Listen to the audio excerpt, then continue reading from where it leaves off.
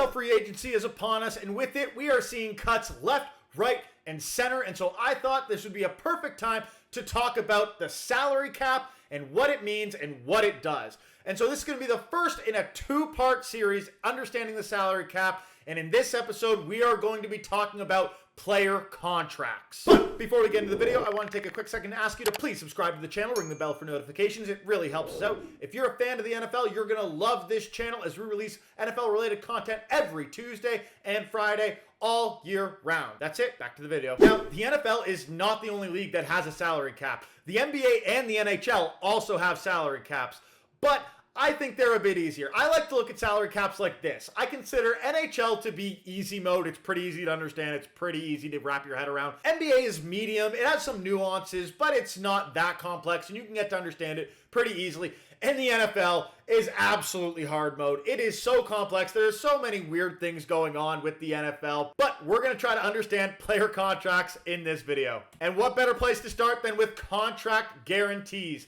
So this is something that really only exists in the NFL. Every other sport, contracts are just innately guaranteed. Not so much in the NFL. In the NFL, only a portion of contracts are typically guaranteed, with the rest basically being just like a team option. So the team has the choice to continue to pay the player what the contract states, but they also have the choice to say, no, we don't want to pay that contract anymore. We're going to get out of it right now. But what many people might not understand is that there are different types of guarantees in the NFL. 3 to be exact. And the first one is guaranteed for injuries. This is the most common guarantee, and it basically says that a player is guaranteed a certain amount of money if they are to get injured and cut from the team based on the injury. You see this a lot. This is why Russell Wilson was sat down at the end of this past season by the Broncos, and Derek Carr was sat down by the Raiders the year before, because they had injury guarantees that would trigger in their contract had they been injured. And the teams, knowing they were planning on cutting them, wanted to make sure they didn't trigger those injury guarantees, and so basically just put them in bubble wrap and said, don't get injured so we can cut you and pay you a little bit less money. A perfect example of a player who was cut for injury reasons, though, in recent history was Peyton Manning when he was cut by the Colts. He had had a big neck injury. The Colts had been really bad. They had the first overall pick, and so they needed to pick. Were they going to take the first overall pick, or were they going to take Manning? They chose to take the pick, but nobody wanted the Manning contract due to the risk around his neck injury, and so the Colts had to cut him. And therefore, he was cut for injury reasons, but he did not have an injury guarantee, which is why they were able to cut him for injury reasons. Next up, we have guaranteed for skill. This is when a player is cut because their skills deteriorate to a level where it just isn't worth it to continue paying a player that amount of money. A perfect example in recent history of this is Russell Wilson. Russell Wilson wasn't injured. That's not why he was cut. He was cut because the Broncos didn't think he was good enough to lead them at quarterback. And so they wanted to just get rid of him, bring in a new guy, and so he was cut for skill. And so had he had a guarantee for skill, he would have needed to be paid additional monies. And the final guarantee is guarantee for cap. This is basically a guarantee that if your team cuts you in order to make the salary cap work, then you would be guaranteed that money. A perfect example of a player cut for cap considerations recently is Jordan Poyer, or really any player from the Bills who were cut in what I'll call Black Wednesday, when seemingly half their starting lineup was cut in order to not even get under the cap, just to get near the cap. Yeah, the Bills cap situation isn't great, but it is manageable, and we're going to understand that a little bit better throughout the rest of this video. So these are the 3 different types of guarantees, but if all 3 are together on a certain amount of money in a contract, it's considered fully guaranteed. Fully guaranteed basically means that no matter what happens, you are guaranteed this money. Now, there are ways to get out of this, like retirement. If a player retires, you do not owe them any more fully guaranteed money that hasn't yet been paid. Additionally, if a player is convicted of a felony, then you would also not necessarily owe them any money. A perfect example of that would be Aaron Hernandez. So this was actually one of the most fascinating situations. Aaron Hernandez was convicted of murder in a Massachusetts court and appealed the decision. And there was a statute in Massachusetts that if you were appealing a decision and you happened to die during the appeal, you would be considered innocent. And so by doing this, Aaron Hernandez became innocent, and therefore the New England Patriots would have to pay his family and estate the guaranteed money remaining on his contract. Now, this was actually appealed by the state of Massachusetts, and eventually this entire thing was overturned, but it's just an interesting story that I thought I'd share here because when else am I going to be able to share it? So usually contracts contain a combination of guaranteed money and non-guaranteed money. There are some exceptions. Franchise tags, for example, are fully guaranteed contracts, but they're also only one-year contracts. But there are some examples of fully guaranteed contracts on multi-year deals. The two most famous ones being Kirk Cousins when he first signed with the Minnesota Vikings, coming from the Washington football team, where he signed a 3-year fully guaranteed contract, and Deshaun Watson, who when joining the Browns signed a 5-year, $230 million fully guaranteed contract. Yeah, that's not a great trade. Just go back and look at our top 10 worst trades. Trust me, it's on there. So this gives us our understanding of contract guarantees. So let's now understand contract payments. There are a bunch of different ways that a player can be paid on their contract. Unlike in other sports where it's really just like 2 ways to get paid, bonus and salary, the NFL, there's 5. So let's get into it. First off, we have base salary. This is very simple. This is like any other sport or even yours or my day-to-day job where you just get paid a set amount based on an agreement, and 100% of that you get paid in the year is put on the current year's cap hit. Basic and easy to understand. Next up, we have signing bonus. So a signing bonus is basically just an amount of money paid at the outset of a contract for signing the contract, but unlike base salary where that entire cap hit is realized in the year it's paid, a signing bonus can be realized over the life of the contract up to a maximum of 5 years. Now, one thing that needs to be noted, the life of the contract can actually be longer than the amount of years on a contract. It's a little confusing. Don't worry. We're going to get into that later in the video. Trust me. Next up, we have an option bonus. This is basically the same thing as a signing bonus, except it doesn't happen at the time of signing. It typically happens in subsequent years, but has the exact same rules where it can be spread out over a maximum of 5 years and the length of the contract, which can be longer than the contract. It should also be noted that restructure bonuses, which you might see on some cap sites, are basically option bonus. And what a restructure is basically when a base salary gets converted to option bonus, therefore allowing that money to be spread out over multiple years as cap hits, as opposed to only existing in the current year. So if you move $20 million from a base salary to option bonus, and you spread that option bonus over 5 years, you can bring your cap hit down to $4 million, i.e. 20 divided by 5, instead of $20 million, and save $16 million in cap in the current year, as long as you're willing to pay that over the subsequent 4 years. Our fourth type of payment is roster and workout bonuses. This is basically just bonuses for completing menial things, i.e. being on the roster as at a certain date or showing up to workouts. This is basically just a bonus that, unlike signing and option bonuses, it hits the cap entirely in the year it's paid out. Again, pretty simple. It's just another cap situation. And the final way to make payments is through incentives. Now, incentives are probably the most complex in terms of how they work, but I'll give you an example. So if a player has an incentive that if they reach 1,000 receiving yards, they get paid $1 million, then, well, that's the incentive. That's what they're paid if they make it.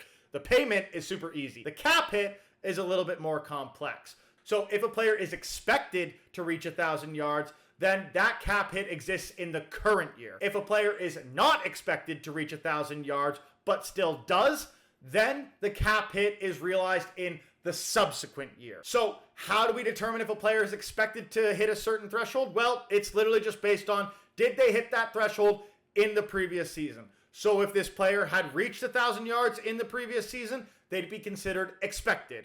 And if they hadn't, they'd be considered not expected. It's pretty crude and rudimentary, but I think you get the gist. So now that we understand guarantees and contract payments, let's actually look at a contract. And we're going to look at a contract that I think is really good to explain how this can be fandangled by teams, and that is the Jaylen Herz contract.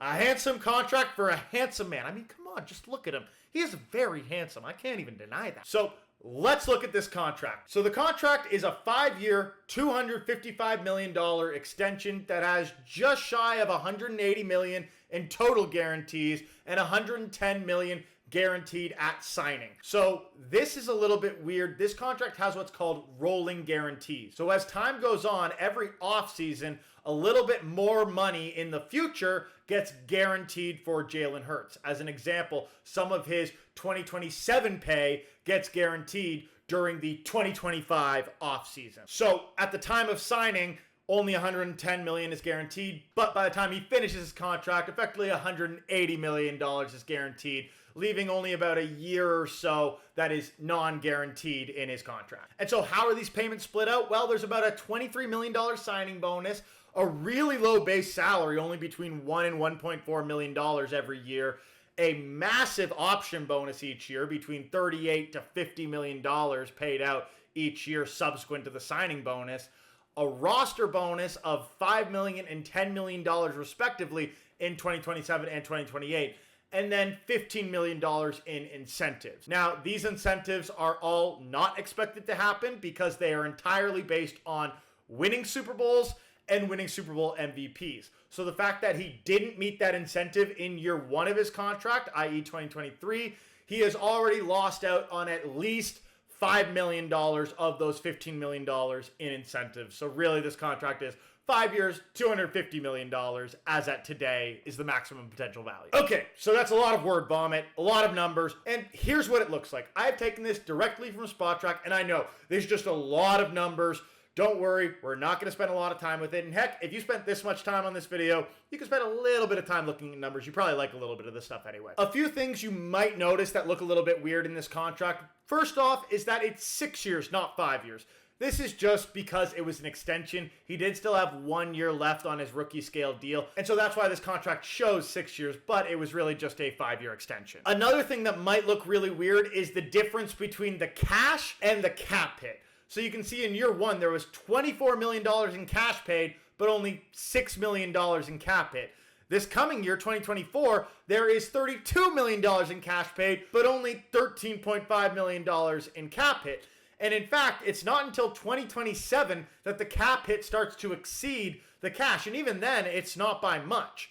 And so this might not make a lot of sense. And this might lead you to look at the cap hit from 2029 to 2032, which is highlighted in orange and doesn't come alongside a base salary. And at the end of the day, it's because those contract years just don't exist. It's a fugazi, it's a wazi, it's a woozy, it's a fairy dust. It doesn't exist. So this is basically what I was talking about earlier in the video, where you can have option bonuses and signing bonuses occur for years after the contract exists by creating these void years. So the player is not under contract. Jaylen Herz could go and sign for another team as early as 2029, but his cap hit still exists during this time. So if Jaylen Herz were to re-sign with the Eagles from 2029 through 2032 and potentially beyond, then these cap hits would be added to his cap hits on that new contract. So if his new contract in 2029 had a cap hit of, say, $10 million, then Jaylen Hertz's cap hit to the Eagles in that year would actually be about $45 million because it would add the near $35 million on his 2029 void years that would be added to that contract. However, if the Eagles were not to re-sign Hertz, if we were to sign somewhere else, be traded, or potentially retire, then what would happen is the total amount of the remaining cap hit, i.e. those orange years, would be all seen as dead cap in 2029, not that $8 million figure you see there in dead cap. That $8 million figure is actually not real. It's based off of the current guarantees, which is $110 million, not based on the total amount of cash that would have been paid through 2028, which would be the $240 million, assuming he never hits any of those incentives, which are all currently not expected. And so this might make you ask, well, what is dead cap?